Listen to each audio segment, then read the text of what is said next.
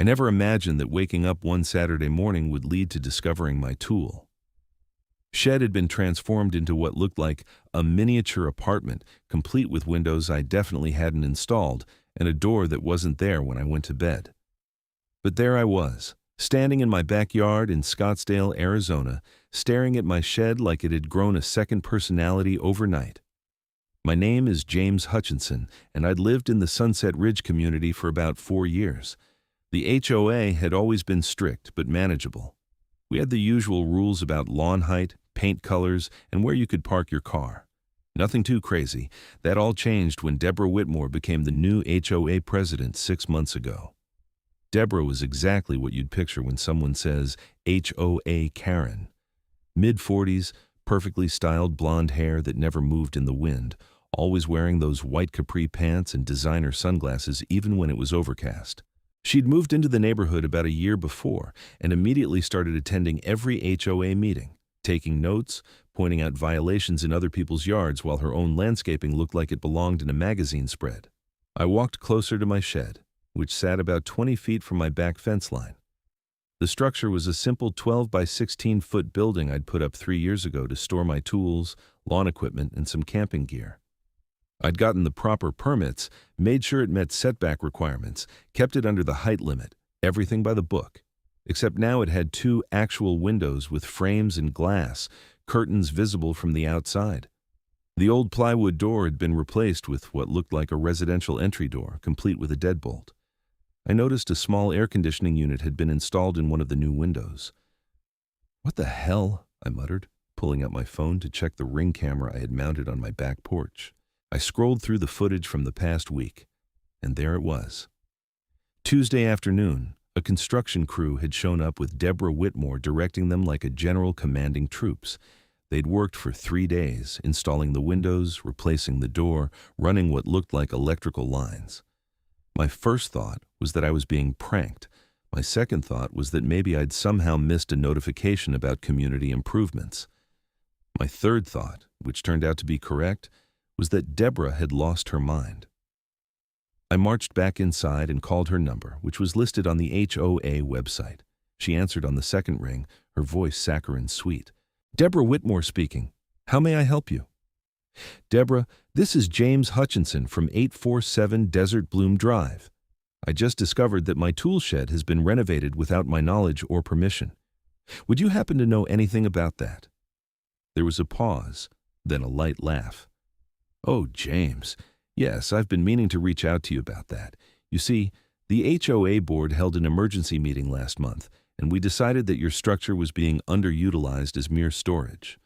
Under Section 12.7 of the HOA bylaws, the board has the authority to improve community structures for the greater good." I had to pull the phone away from my ear and stare at it for a moment. "Deborah, that's my private property. The shed is on my lot. You can't just renovate someone's building without permission. Actually, according to our bylaws, any structure visible from common areas falls under HOA purview. We've converted it into a guest house that the community can rent out for visitors. The revenue will go toward community improvements. Isn't that wonderful?" "It's illegal. That's what it is. I want my shed restored to its original condition immediately." Her voice went cold. "James, I'd advise you to review the bylaws more carefully. We'll be sending you information about the rental schedule soon. Have a lovely day." She hung up. I stood there in my kitchen, holding my phone, genuinely unable to process what had just happened. I'd heard stories about crazy HOAs before, but this was on another level entirely. They'd literally broken into my property and renovated my building to turn it into some kind of community rental. I immediately called my lawyer, a guy named Pete Davidson, who I'd used when buying the house. He listened to my story with increasing sounds of disbelief. "James, I've handled some bizarre HOA disputes, but this takes the cake. They can't just commandeer private property like that. I don't care what their bylaws say. Send me everything you have, the original building permits, the Ring camera footage, and a copy of those bylaws she mentioned. I'll email it all to you within the hour." "Good. In the meantime, do not let anyone use that structure. Put a lock on it if you need to, and document everything." After hanging up with Pete, I grabbed my laptop and pulled up the HOA bylaws. I'd read them when I bought the house, but I'd never memorized them. I found section 12.7 that Deborah had mentioned. It read, "The HOA board reserves the right to maintain and improve common area structures and facilities for the benefit of the community." Common area structures. My shed was not in a common area. It was on my private lot, on land I owned. This was insane. I forwarded all the relevant documents to Pete, then headed back outside to inspect the shed more closely. The door was locked, and I didn't have a key for the new deadbolt. I had to actually break into my own shed using a crowbar from my garage. Inside, I found that they'd completely transformed the space. The concrete floor had been covered with vinyl plank flooring. The walls were insulated and drywalled, painted a neutral beige. There was a Murphy bed built into one wall, a small kitchenette with a mini fridge and microwave along another wall, and a tiny bathroom had been carved out of the back corner, complete with a toilet, sink, and shower stall. My tools, my lawnmower, my camping equipment, all of it was gone. Vanished. I took photos and videos of everything, then called Deborah again. This time, she didn't answer. I left a message demanding to know where my property was. Over the next few days, I learned more about what had happened. Apparently, Deborah had convinced the other board members that converting unused structures into revenue-generating guest houses would solve the HOA's budget problems. They'd been running a deficit because Deborah had approved expensive landscaping projects for the common areas. Rather than cut costs or raise dues, she decided to start a rental business using other people's property. My neighbor Tom told me that Deborah had been eyeing his large shed too, but it was further from the street and not as visible. I'd just gotten unlucky being her first target. Pete called me on Wednesday with an update. "I've got good news and bad news. The good news is you have an absolutely slam dunk case.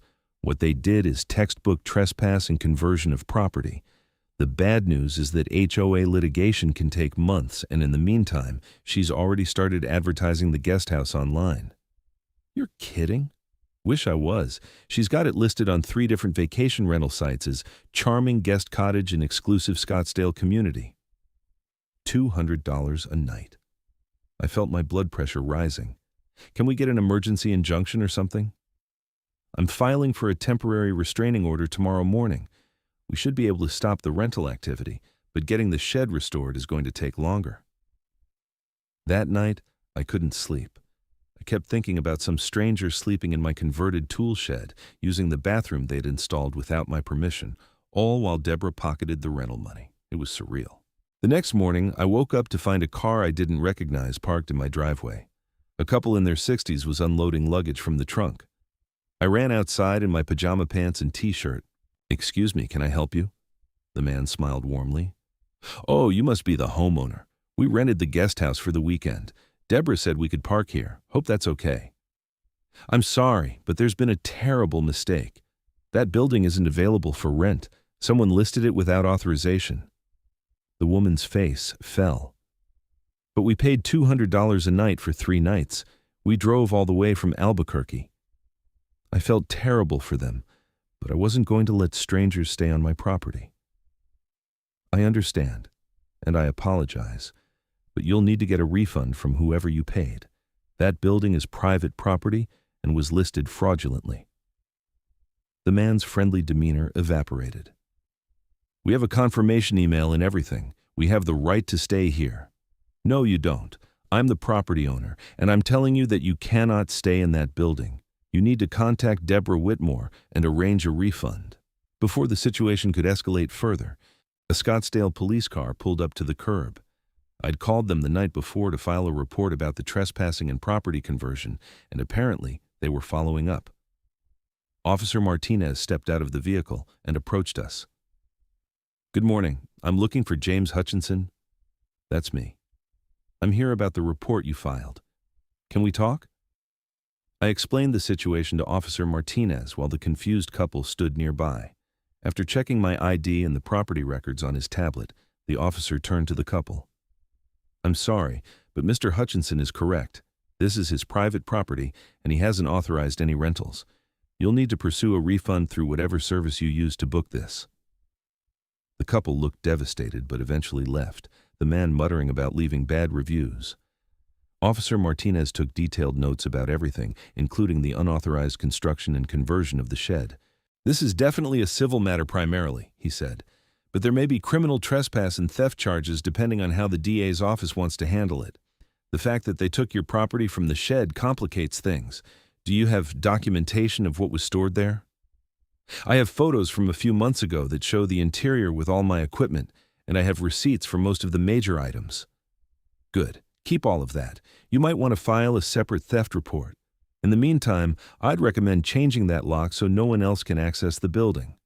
After Officer Martinez left, I went to the hardware store and bought a new deadbolt. I was installing it when Deborah's white Mercedes SUV pulled up in front of my house. She stormed across my lawn, her heels aerating my grass with every step. "James Hutchinson, you had no right to turn away my guests." I continued working on the lock. "They weren't your guests, Deborah, and this isn't your property. The HOA has every right to utilize underused structures for community benefit. It's in the bylaws." I stood up, facing her directly. "No, it isn't. I've read the bylaws front to back with my lawyer. That clause applies to common areas only. This is my private property, on my lot, and you've committed multiple crimes by breaking in here and stealing my belongings." Her face flushed red. "I did not steal anything. Your items were relocated to the community storage facility." "Without my permission, which is called theft." "Where is this storage facility?" "The unit behind the clubhouse, but you can't access it without board approval. Deborah, you have until 5 p.m. today to return every single item that was in this shed, or I'm pressing formal theft charges in addition to the trespassing charges. Do you understand?" She opened her mouth to argue, but something in my expression must have convinced her I was serious. She spun on her heel and stalked back to her car without another word. At 4:30 p.m., a moving truck arrived with all my belongings. 2 workers who looked extremely uncomfortable unloaded everything onto my driveway. I checked the items against my list and was relieved to find everything accounted for, though my lawnmower had a new dent in the side. Pete called that evening. The judge granted a temporary restraining order. Deborah and the HOA are prohibited from renting the structure, entering your property, or interfering with the building in any way pending the full hearing. That hearing is scheduled for 3 weeks from now. What about getting the shed restored to its original condition? We'll be asking for that plus damages. I've also been in touch with the Scottsdale Building Department. Turns out the HOA never pulled permits for the renovation work. They did plumbing, electrical, and structural modifications without any inspections. Is that significant? Very. The city is sending an inspector out tomorrow. If the work doesn't meet code, they can issue a violation and order it to be corrected or removed. The next morning, a city building inspector named Carlos Ramirez showed up with a clipboard and a serious expression. I showed him what had been done to the shed, and he spent about an hour examining everything, taking photos, making notes. When he emerged from the building, he shook his head. "Mr. Hutchinson, I'm going to be straight with you. This is a disaster from a code compliance standpoint. The electrical work isn't up to code and is actually dangerous. The plumbing wasn't done by a licensed plumber, and they added a bathroom without proper permits or inspections. The structural modifications weakened the original frame. This entire conversion is illegal." What happens now? I'm issuing a violation notice to the property owner of record, which is you, but I'll note in my report that the work was done without your knowledge or consent. The HOA will be responsible for correcting the violations. They have 2 options. Bring everything up to current code with proper permits and inspections, or restore the structure to its original condition. Either way, the building cannot be occupied until the violations are corrected. How long do they have? 30 days from the notice. If they don't comply, the city can pursue fines and potentially order demolition at their expense. That evening, I received a frantic call from another HOA board member, a retired accountant named Richard Pemberton. He was one of 3 board members besides Deborah. "James, I just found out what Deborah did to your shed. I had no idea. She told us the project was happening on common area property. I never would have approved using a homeowner's private structure." "Did you approve the budget for the renovation?" "She said it was coming from a discretionary fund. I'm looking at the books now, and she spent over $30,000 on that conversion. Money we don't have. She took out a loan against the HOA's credit without full board approval. This was getting worse by the minute. Richard, you need to call an emergency board meeting and remove her as president. I'm working on it. I've already talked to the other 2 board members. We're all in agreement that this has gone too far. We're meeting tomorrow night. I attended that emergency HOA board meeting, along with about 40 other homeowners who'd heard about the shed situation through the neighborhood gossip mill. The meeting was held in the community clubhouse, a nice facility with a large multi-purpose room. Deborah sat at the front table, her expression defiant. The other 3 board members, Richard, a woman named Susan Chen, and a younger guy named Marcus Freeman, all looked uncomfortable. Richard called the meeting to order. We're here to discuss serious concerns about recent actions taken by our HOA president, specifically the unauthorized renovation of a private structure belonging to James Hutchinson. Deborah interrupted immediately. There was nothing unauthorized about it. The board approved community improvement projects. Susan spoke up, her voice steady. Deborah, you specifically told us those projects were for common areas. You never mentioned that you were planning to renovate a structure on private property. The bylaws give us authority over any structure visible from common areas. I stood up. May I speak? Richard nodded. Please. I walked to the front of the room. I've had my lawyer review the bylaws extensively. The clause Deborah is referencing applies exclusively to common area structures. It cannot be interpreted to include buildings on private lots. What was done to my shed constitutes criminal trespass, theft, and conversion of property. Additionally, the city building inspector has found multiple code violations with the work that was performed. The structure is currently uninhabitable and illegal. A murmur went through the crowd. A homeowner in the back raised his hand. How much did this project cost? Richard checked his laptop. According to the financial records, $32,000. The room erupted. People were shouting questions, expressing outrage. One woman yelled, "Where did that money come from? We're already running a deficit." Richard held up his hands for quiet. Deborah secured a loan against the HOA's assets without bringing it to a vote of the full board, which violates our governing procedures. Deborah stood abruptly. I did what was necessary to generate revenue for this community. If we had guest houses to rent out, we could solve our budget problems permanently. James's shed was just the pilot project. I was planning to implement this program across the entire community. The room went silent. Then people started shouting again, even louder than before. I caught fragments of different homeowners expressing their horror at the idea of their sheds being converted into rental properties. Marcus spoke for the first time. Deborah, I'm making a formal motion to remove you as president effective immediately for financial mismanagement and violation of homeowner rights. I second that motion, Susan said quickly. All in favor? Richard asked. 3 hands went up. Deborah's did not. She was outvoted 3-1. The motion passes. Deborah, you're no longer president of this HOA. I'll be serving as interim president until we can hold proper elections. Deborah grabbed her designer purse and stood. You're all making a huge mistake. This community needs strong leadership, and you're too weak to do what's necessary. I'll be consulting with my own lawyer about this. She stormed out of the clubhouse. Several homeowners actually applauded.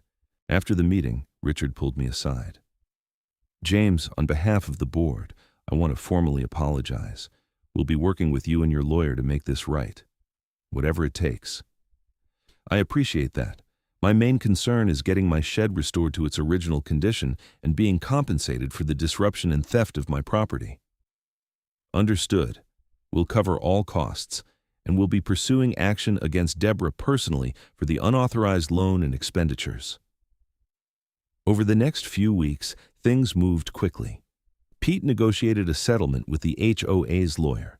The HOA agreed to restore my shed to its original condition at their expense, pay me $15,000 in damages for the disruption and unauthorized use of my property, and cover all my legal fees. They also returned the building materials they'd removed from my shed when they'd done the conversion. The restoration work was done by a licensed contractor over the course of 5 days. They removed all the interior improvements, returned the electrical and plumbing to original condition, replaced the windows with the original plywood panels, and put back the old door. The city inspector came out to verify that the building was back to its previous permitted condition. Meanwhile, Deborah's legal troubles were mounting. The HOA filed a lawsuit against her for financial mismanagement and unauthorized expenditures. The district attorney's office was reviewing possible criminal charges for the theft of my property and the fraudulent rental scheme. I also learned that the couple from Albuquerque hadn't been the only ones to book the illegally converted guest house. Deborah had collected deposits from 6 other parties for future rentals. All of them demanded refunds, and 2 of them filed lawsuits against her personally for fraud. One afternoon, about a month after the whole mess started, I was working in my garage when Tom from next door came over. "Hey, James, did you hear? Deborah's house is going up for sale." "Really?" "Yeah, my wife saw the listing go live this morning. Looks like she's getting out of town." I felt a mix of satisfaction and relief. Can't say I'm surprised. She's got a lot of legal problems to deal with. I also heard that 3 other families are putting their houses on the market because of all this drama. People are worried about what it's done to property values. That concerned me. I hope the new board can stabilize things. Richard seems solid. He sent out an email this morning about financial reforms and bringing in a professional management company to handle HOA operations. Might be good. The next major development came 2 months later. The district attorney's office decided to file criminal charges against Deborah. She was charged with theft over $5,000, criminal trespass, and fraud. The theft charge was a Class 4 felony in Arizona. I had to testify at a preliminary hearing. It was my first time in court for something like this, and I was nervous. Pete went with me for moral support, even though he wasn't representing me in the criminal case. Deborah's lawyer tried to argue that this was a civil dispute that didn't warrant criminal charges. The prosecutor, a sharp woman named Jennifer Torres, countered with the evidence. The Ring camera footage showing the unauthorized entry onto my property, the documented theft of my belongings, the fraudulent rental listings, and the money Deborah had collected from renters. The judge found probable cause to proceed with the charges. Deborah's trial was scheduled for 4 months later.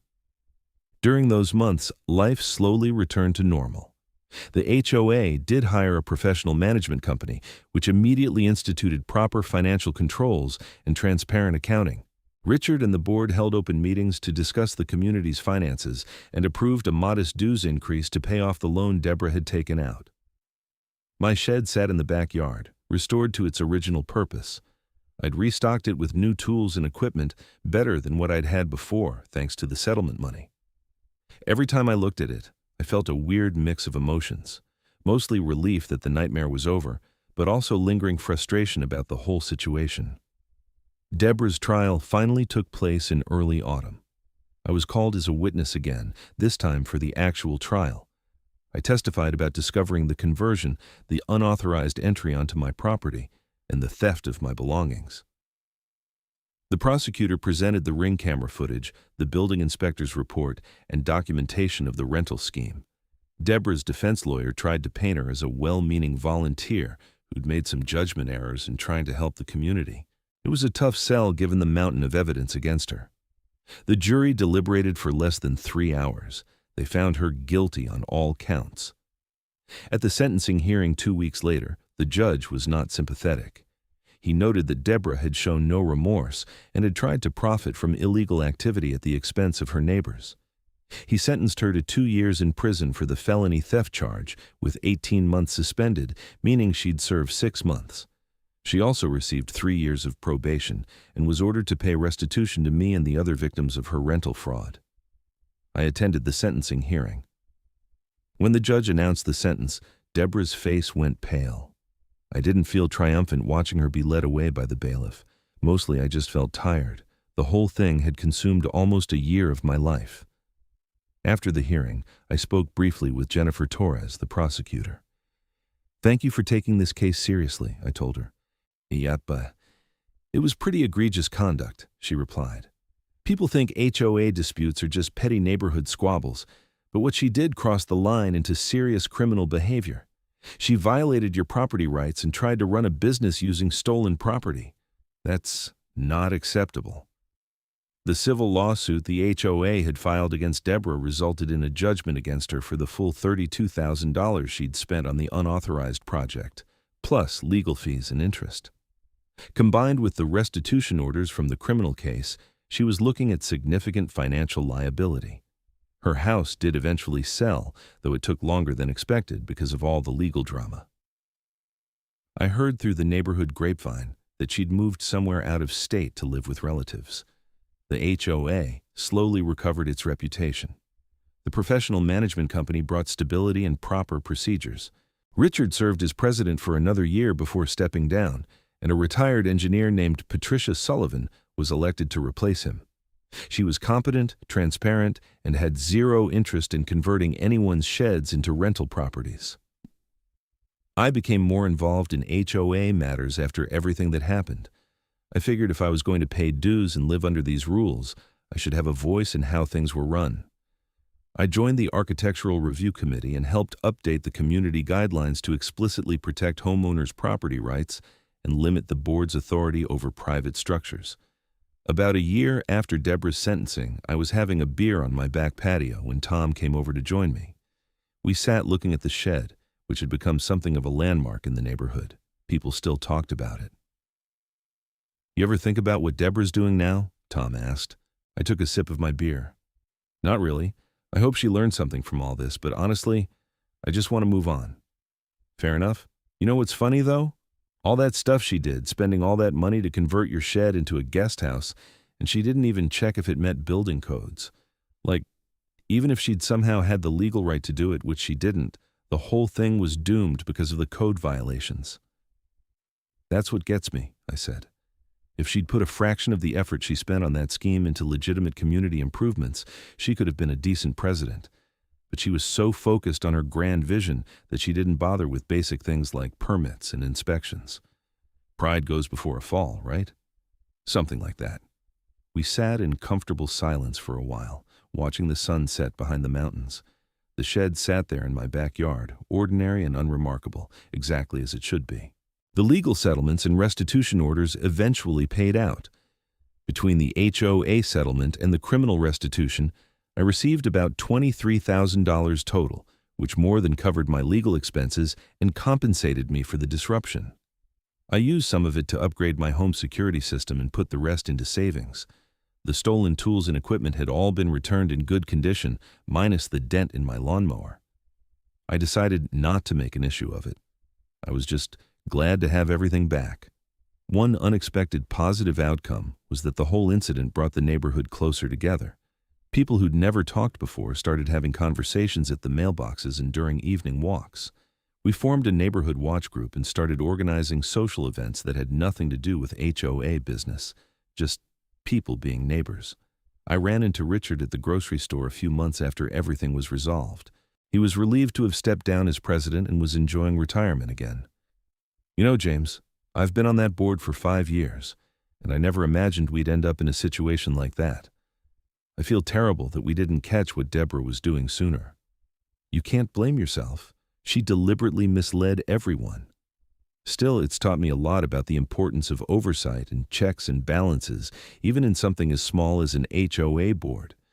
We've implemented new policies that require multiple approvals for any expenditure over $1,000, and all projects have to be clearly documented with location and scope before approval." "That sounds like a good system." It's frustrating that it took something this extreme to make us realize we needed better controls, but at least some good came out of it. I thought about that conversation a lot in the following weeks. It was true that the incident had exposed serious weaknesses in how the HOA operated, and those weaknesses had been addressed. The community was probably better off now than it had been before, even though the path to improvement had been incredibly painful. The criminal justice process also continued to play out. Deborah served her 6 months in county jail and was released on probation. I didn't hear much about her after that. Her probation terms prohibited her from serving on any HOA board or similar governing body, which seemed appropriate. The financial judgment against her was another matter. She'd declared bankruptcy, which discharged some of her debts but not the criminal restitution. That followed her regardless. I received small monthly payments, usually around $100, which would continue for years. I didn't need the money, but it was the principle of the thing. 2 years after the shed incident, I was thinking about selling my house and moving to a different part of Scottsdale. Not because of the HOA drama, but because I'd gotten a job opportunity that would make a different location more convenient. As part of preparing the house for sale, I had it appraised. The appraiser was a friendly guy in his 50s. He spent about an hour going through the house and examining the property. When he got to the shed, he paused. "This is the famous shed, isn't it, from that HOA case?" I laughed. "Yeah, that's the one. Is it going to hurt the property value?" "Actually, no. If anything, it might help. The case got a lot of local media attention, and it's made buyers in this area more aware of their property rights. Homes in communities with reformed HOA governance are actually seeing a small premium right now." "You're kidding." "Nope. People want to live in neighborhoods with strong communities but reasonable rules. Your HOA's reputation has actually improved because of how they handled the aftermath. They admitted the mistake, made it right, and implemented better systems. That's attractive to buyers." In the end, I decided not to sell. The job opportunity fell through, and I realized I actually liked my neighborhood. The drama had been terrible, but it had also created a stronger sense of community. People looked out for each other now. I did make one major change to the shed. I installed a small security camera inside, just to have a record of what was actually in there. If anyone ever tried to pull something like Deborah's stunt again, I'd have ironclad documentation. But I doubted that would happen. The new HOA board was almost paranoid about respecting property boundaries. 3 years after the incident, I received a letter from Deborah's probation officer.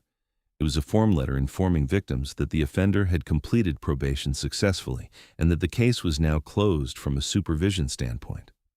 The restitution payments would continue until the full amount was paid, but she was no longer under criminal justice system oversight.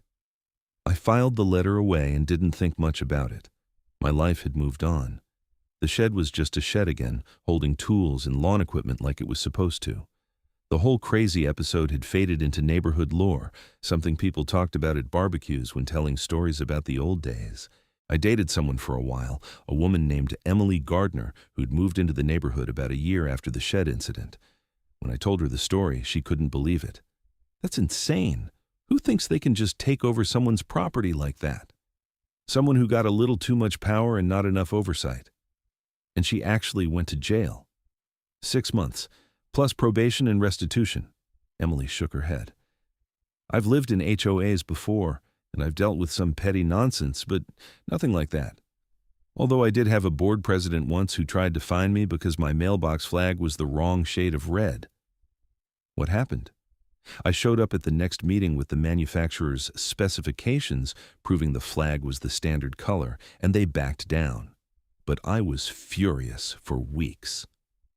Those kinds of stories made me realize that while my experience with Deborah had been extreme, HOA overreach was unfortunately common. The difference was just a matter of degree. Most HOA disputes involved fines over paint colors or garden decorations. Mine had involved actual criminal conduct. The settlement money I'd received went to good use. I upgraded my kitchen, which had been original to the house and desperately needed updating. I also put in a new air conditioning system that was much more efficient than the old one. Arizona summers were brutal, and the new AC made a huge difference. Life in the Sunset Ridge community continued peacefully. The HOA maintained common areas, organized community events, and enforced reasonable rules without drama. Patricia Sullivan remained president and was re-elected twice. She ran the HOA like a business, with proper procedures, transparent finances, and respect for homeowners' rights. I eventually joined the HOA board myself, serving as treasurer. It was work, but I wanted to make sure the financial controls we'd implemented after Deborah's removal stayed in place. I reviewed every expense, required documentation for everything, and presented detailed financial reports at monthly meetings. It was probably overkill, but nobody complained. One evening, about 4 years after the shed incident, I was at a board meeting when a homeowner raised a question about adding a structure to her backyard. She wanted to build a gazebo and was asking about the approval process. Patricia pulled up the architectural guidelines on her laptop. You'll need to submit plans to the Architectural Review Committee, which James chairs. They'll verify it meets setback requirements, height restrictions, and aesthetic guidelines. Once they approve, you'll need to get the appropriate permits from the city before construction. The homeowner nodded. That all makes sense.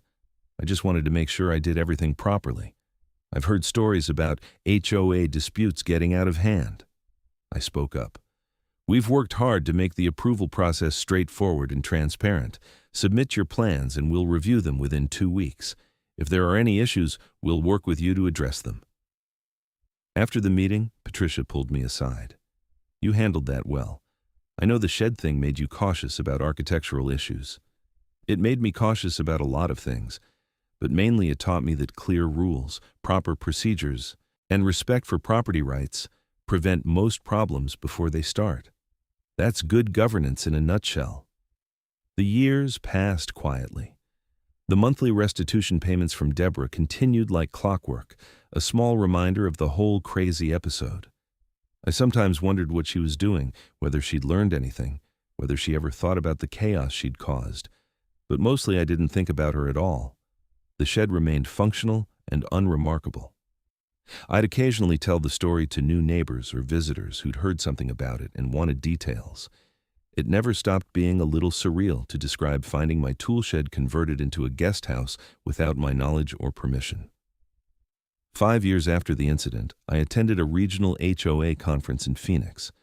It was a gathering of board members from communities across the metro area, discussing best practices and common challenges. During one session on architectural compliance, the presenter used Deborah's case as an example of what not to do. This situation in Scottsdale involved an HOA president who misinterpreted bylaws to justify converting a homeowner's private structure without permission, the presenter explained. It resulted in criminal charges, civil lawsuits, and massive liability for the association. The key lesson is that HOA authority extends only to the scope explicitly granted in your governing documents, and you must always respect the boundary between common areas and private property. Sitting in the audience, I felt a strange sense of vindication. What had happened to me was now being used to educate other HOA boards about the limits of their authority and the importance of respecting homeowner rights. If my experience prevented even one other person from going through something similar, then maybe some good had come from it. After the session, several board members approached me to ask questions and share their own HOA horror stories. None were quite as extreme as mine, but there were plenty of tales about overreaching boards, petty disputes, and power-hungry volunteers. It seemed to be a universal problem with homeowner associations. One board president from Tempe told me about fighting with a homeowner who wanted to paint his house a shade of tan that was supposedly outside the approved color palette. We were going back and forth for months, getting paint samples analyzed, arguing about whether it was tan or beige. Finally, we just updated the palette to include more color variations and solve the problem. That's probably the right approach, I said. Pick your battles. Focus on things that actually matter. That's what I learned. Some board members want to enforce every little rule to the letter, but that just creates resentment and conflict. Better to be reasonable and focus on genuine issues. I thought about Deborah and how different things might have been if she'd had that philosophy. Instead of working with homeowners and focusing on real community needs, she'd concocted a scheme that violated basic property rights and ultimately destroyed her reputation and freedom. The conference also featured a session on legal liability and insurance for HOAs. The speaker, an insurance broker specializing in community associations, discussed various scenarios where boards could face lawsuits or criminal charges. Unauthorized entry onto private property is a serious issue, he explained. Your insurance won't cover criminal acts by board members, and the association can face significant liability if board members exceed their authority. Always consult with your attorney before taking any action that involves private property. During the Q&A session, someone asked about the Scottsdale shed case specifically. The broker pulled up details on his laptop. That case is instructive. The HOA's insurance didn't cover the association's costs because the president had acted outside her authority. The association had to pay the settlement from reserves, which created a financial crisis. Homeowners ended up paying a special assessment to cover the costs. Meanwhile, the president faced personal, criminal, and civil liability. It's a cautionary tale about the importance of staying within your authority and following proper procedures. I hadn't known about the special assessment. I'd been so focused on my own case that I hadn't paid attention to the broader financial impact on the community. It made me feel guilty, even though none of it had been my fault. After the conference, I drove back to Scottsdale, thinking about how much had changed in 5 years. The shed that had caused so much trouble was just part of my backyard landscape now. The HOA that had been in crisis was now stable and well managed. Deborah, who'd been the president, was somewhere else starting over. When I got home, I walked out to the shed and opened the door. Tools hung neatly on the walls. My lawnmower sat in the corner, the dent still visible but not bothersome. Camping gear was stacked on shelves, everything exactly as it should be. I thought about the Murphy bed that had been installed, the tiny kitchen, the bathroom with the shower stall. All gone now, removed and disposed of. $32,000 spent to create something illegal that had lasted maybe a month before being torn out. What a waste. But out of that waste had come reform. Better HOA governance, stronger protections for homeowners, greater awareness of the limits of association authority. The price had been high, but the lessons were valuable. I locked the shed and went back inside. Emily, who'd become my girlfriend and eventually my fiancée, was making dinner. "How was the conference?" she asked. "Interesting. They actually used my case as an example in one of the sessions. Your famous shed strikes again." "I'm ready for it to be unfamous, honestly," she laughed. "Too late for that. You're part of HOA lore now. They'll be talking about the Scottsdale shed incident for decades." She was probably right. The case had been covered by local news, picked up by national HOA industry publications, and discussed in legal journals. It had become shorthand for HOA overreach and the importance of respecting property boundaries. We got married the following spring in a ceremony at a vineyard in Sedona. Many of our neighbors attended, including Richard, Patricia, and several other community members who'd become friends. Tom was one of my groomsmen. The shed got mentioned in a couple of the toasts, which made everyone laugh. "To James and Emily," Richard said, raising his glass. "May your marriage be built on a foundation as solid as James's shed, and may nobody ever try to convert it into something it's not." Everyone clinked glasses and cheered. Even I had to laugh at that one. Life moved forward. Emily moved into my house and we talked about starting a family. The neighborhood continued to thrive under stable HOA management. Deborah's restitution payments kept coming every month, a bizarre little reminder in my bank account that the whole thing had actually happened. 6 years after the incident, the final restitution payment arrived. It was actually larger than usual because Deborah had apparently gotten a settlement from something and paid off the remaining balance. I received a notice from the court that the restitution order had been satisfied in full. I showed the notice to Emily that evening. "Well, that's finally closed. How do you feel?" "Relieved, I guess. It's been 6 years of monthly reminders about the whole mess. Nice to have it completely finished." "Are you going to do anything special with the money?" I thought about it.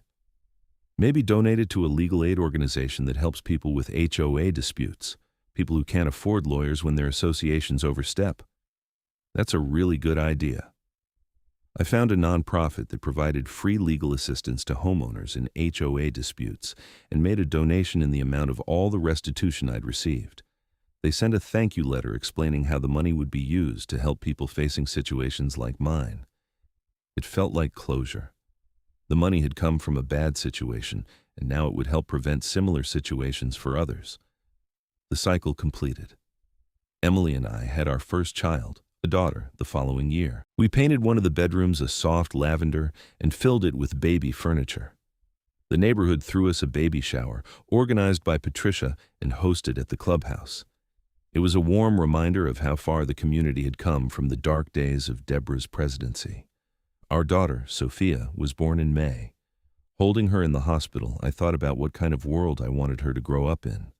A place with reasonable rules and good neighbors. A community where people respected each other's rights and worked together for common goals. That was what I wanted Sunset Ridge to be. And mostly, it was. Years went by. Sophia started preschool, then kindergarten. The shed in the backyard became her favorite place to explore when I was doing yard work. I'd let her hand me tools and explain what I was doing. She loved the pegboard with all the wrenches and screwdrivers organized by size.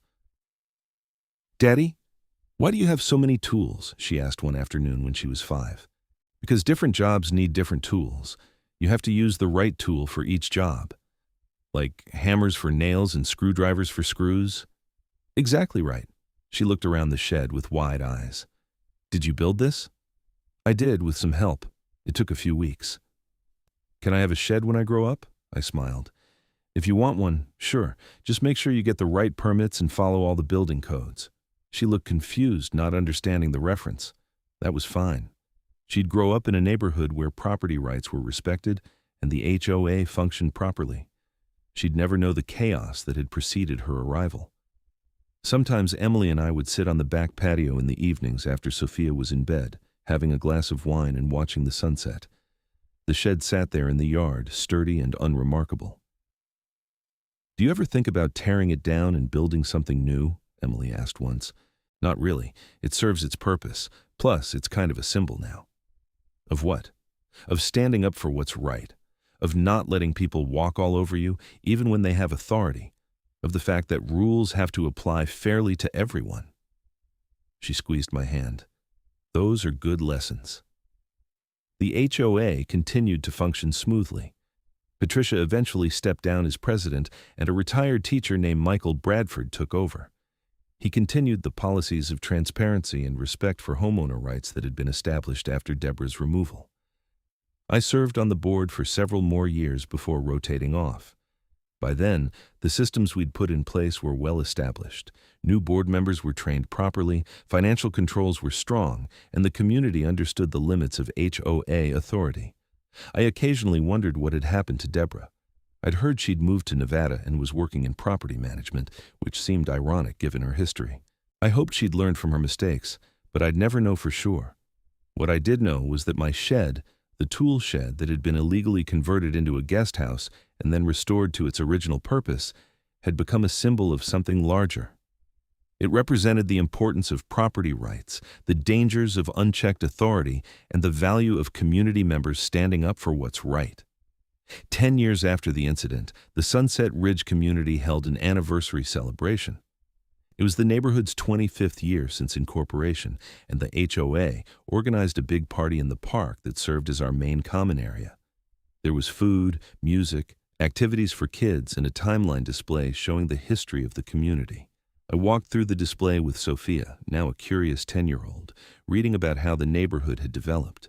One section of the timeline, covering the years when Deborah was president, was labeled Period of Reform. It mentioned that the HOA had gone through governance changes without providing specific details about why. I appreciated the discretion. Patricia found me standing by that section. "We debated how to present that period," she said quietly. "We didn't want to dwell on the negative, but we also didn't want to pretend it didn't happen. I think you struck the right balance. The important thing is what came after. We built something better because of what happened. That's worth acknowledging." She was right. The community was stronger because it had faced a crisis and responded appropriately. Trust had been broken and then rebuilt. Systems had been exposed as inadequate and then improved. That evening, as Emily, Sophia, and I walked home from the celebration, Sophia asked, "Did you know the neighborhood when it was different?" "I did. I moved here about 15 years ago." "What was it like?" "It was nice, but it's better now. People care more about taking care of things the right way." She seemed satisfied with that answer. We walked the rest of the way home in comfortable silence, the setting sun painting the sky in shades of orange and pink. The shed stood in the backyard where it always had, a simple structure that held tools and equipment, but to me, it would always represent something more. It was a reminder that standing up for your rights matters, that systems need proper checks and balances, and that even the worst situations can lead to positive change if people respond with integrity. Sometimes I'd be working in the yard, and neighbors would walk by and make a joke about the shed. It had become part of neighborhood culture, a shared reference point that brought people together through humor. "Hey, James, You thinking about converting that shed into a movie theater? Someone might call out. Nope, I'm thinking it's going to stay exactly as it is, I'd reply. Everyone would laugh and we'd move on to talking about normal neighbor things like weather and sports and kids. That was the real victory.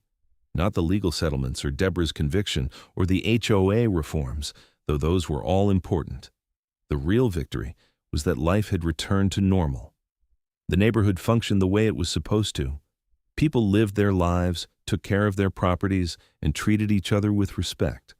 My shed was just a shed again, and that was exactly how it should be.